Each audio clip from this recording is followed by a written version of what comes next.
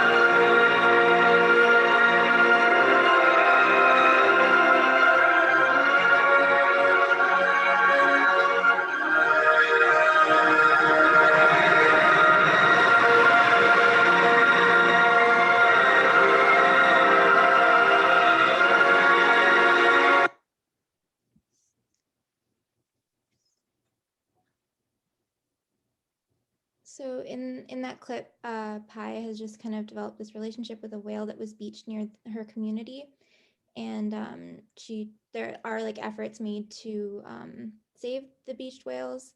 And in this picture here, you can see she's kind of holding on to a barnacle that came off of one of the whales that was beached near her community.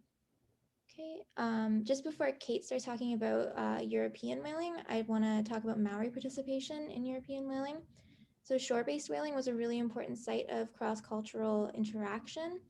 Maori men made up a significant percentage of shore station whalers that were organized by Europeans. And this kind of allowed an opportunity for trade relations between Maori and European whalers. Maori provided food, water, firewood, and likely a lot of knowledge about New Zealand agriculture and hunting and possibly whaling. And Europeans in turn provided iron tools, muskets, and alcohol. And this was an important topic for an important interaction for women as well, as a lot of European shore whalers settled in Maori communities and married into Maori families. And this allowed Maori women to gain some stature in the European economy. So I'll pass it on to Kate. So I'm going to be talking about the colonial encounter between Europeans and New Zealand. So the first encounter in terms of whaling occurred in 1791 with the demand originating from British ships that were carrying convicts to Australia. The ships needed cargo to bring back to England and also wanted to train soldiers for the Royal Navy. So they engaged in whaling for cargo and to train their soldiers, some of whom were actually Americans that had been enlisted in the Royal Navy. So over the next decade after that, in the early 1800s, late 1700s, the seas around New Zealand became a popular location for whaling. And by 1801, Governor King of Australia reported 6 ships whaling off the coast of New Zealand. and by 1802 claimed that whaling was established in New Zealand. The whales that they hunted were primarily sperm and right whales, and New Zealand was an attractive location for whaling because of the peaceful waters and the abundance of sperm whales. Further, the land offered resources to replenish stocks of food and water during the whaling expeditions, and there were many small coves that made it easy for the crews to go ashore. Sorry, next slide. Perfect. So over the first 40 years of the 1800s, whaling was a significant economic enterprise for Europeans in New Zealand. French people and American people came over and engaged in whaling. They used the blubber to make oil for multiple things, including machine lubrication, cooking, and powering lamps. The oil that they derived from sperm whales was particularly valuable because it was odorless when it was burned, so it could easily be used indoors. So right whales were valued for their baleen and their whalebone. The baleen was used for making corsets and whips by the colonial settlers. And the practice of carving whale bones and teeth was called scrimshaw and was very popular among the crews on the whaling ships. So the Europeans and colonial actors used two different methods for their whaling in New Zealand. They had ship-based, which is where the whalers would go out into the ocean in boats, and there was shore-based, which is where the whalers hunted much closer to the shore. Shore whaling took off a lot later than ship whaling because shore whaling was used to hunt right whales, which were only hunted after the numbers of sperm whales had depleted, and sperm whales were hunted using the ship method. So comparatively, shore-based whaling was cheaper and safer than ship-based whaling, but the products from the hunt were not as valuable. So for the whaling methods that they used, they had a watchtower that would spot the whale. And this is where the famous saying, "There she blows," comes from. So the person in the watchtower would spot the whale and say, "There she blows," and the whalers would launch their boats. They usually had about 6 to 8 men per boat. They had a headman, 4 to 6 rowers, and 1 harpooner. So once they approached and harpooned the whale, they would let the whale drag the boat around to tire it. And this was commonly known as the Nantucket sleigh ride. And after the whale tired, they would approach it and lance it. And the boats that they used were brightly colored, light, double-ended and clinker built. They were bright so that they could be spotted from shore. And clinker built means that they were made of long wooden planks. For processing, they would cut off the blubber and boil it into oil. And the crew was usually awarded a small fraction of the whale meat or product, depending on the role that they had in the hunt. Okay, so now I'm going to talk about modern whaling and its decline. So this form of commercial whaling continued in New Zealand and lasted well into the 20th century. The industry peaked in 1839, at which point New Zealand was home to the biggest whaling port in the Southern Hemisphere, which was located in Kororareka in the Bay of Islands, which is right up there where that red arrow is, at the tip of the North Island. However, these commercial exploits depleted the right whale population and much of the sperm whale population. So as a result, whaling declined after 1840 until basically the end of the century.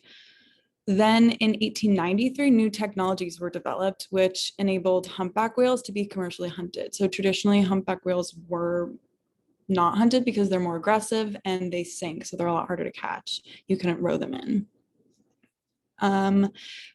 But these new technologies included larger steam vessels, or what they would call motherships, which could haul the whales back in. So if you just click next, you'll see a few pictures. So right up there at the top, you'll see a picture of a ship and there's a little whale tail attached to it that's dragging behind. The first station to hunt humpback whales was called Wangamumu in 1893, and this was also located in the Bay of Islands at the tip of the North Island. Then in 1911, the Pirano whaling station was set up in the Torrey Channel by the Pirano family, who were Italian immigrants. And between 1911 and 1964, the Pirano station killed over 4,000 whales. Most of these were humpback whales, but they also caught a few sperm whales and occasionally even blue whales. They achieved these numbers by introducing powered chaser boats. So instead of rowing, they actually had powered boats and also explosive harpoons. So as you can see in this picture right here, there's a picture with a harpoon. And at the bottom, you can also see that this is a picture of the Prano station, and it looks a lot more like an industrial plant. And this is because they also mechanized the processing of dead whales, which also speeded up the process. However, starting in the 1930s, the stations began shutting down due to population depletion. But other stations like the Prano station were able to remain open by shifting their focus to sperm whales. However, ultimately the demand for whale oil decreased and the stations began going out of business. And so in 1964, the Prano station was the final station to shut down. So now today in New Zealand, it's actually at the forefront of whale conservation, contrary to its past of exploitation. In 1978, New Zealand created the Marine Mammal Protection Act, which protects whales and other cetaceans from being hunted. So this area is shown in blue on this map.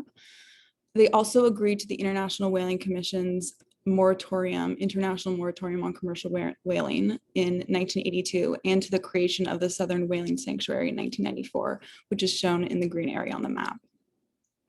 Now, what about the Maori and whaling today? So unlike Canada, where First Nations are still permitted to hunt whales, New Zealand's ban on whaling extends to the Maori. However, the Maori continue to make carvings from bone using materials from dead beached whales. Additionally, they play a large role in the whale watching industry. In fact, the Ngati Kuri, which is a subtribe of the Ngai Tahu tribe, currently run one of the most popular sperm whale watching companies out of Kaikoura on the South Island, which is pretty interesting.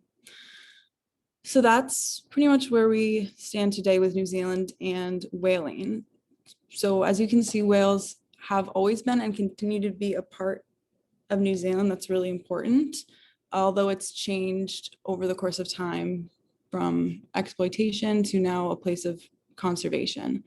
So some of the discussion questions that we have are: first, what are some of the potential reasons for Maori to not actively engage in whale hunting? The second is, why, aside from sustenance, might whales have been such important figures in the Maori culture? And the third is, over time, the interaction between settlers of New Zealand and whales has shifted from exploitation to conservation. How does this differ from the Maori, and what could conservationists learn from the Maori?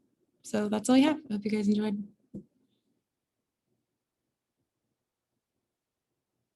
you want to just flip to our citations real quick? Yeah, sure.